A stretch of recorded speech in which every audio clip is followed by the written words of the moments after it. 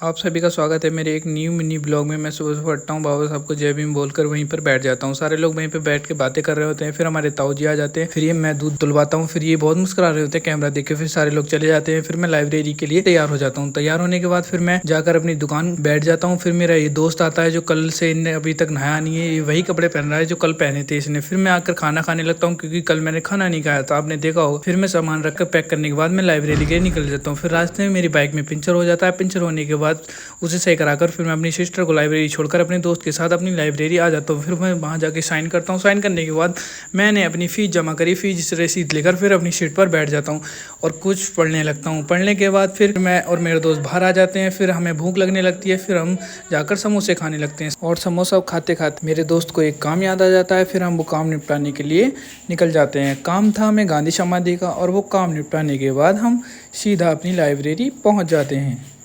फिर हम लाइब्रेरी से फ्री होकर घर जाने के लिए निकलते हैं। फिर ये बच्चा मिलता है, हम इसे 5 रुपये देने के बाद फिर अपने घर के लिए निकल जाते हैं। फिर हम घर जाकर जिम के लिए निकल जाते हैं और जिम पहुंचकर आज का मिनी ब्लॉग यहीं पे ख़त्म करते हैं। Thank you.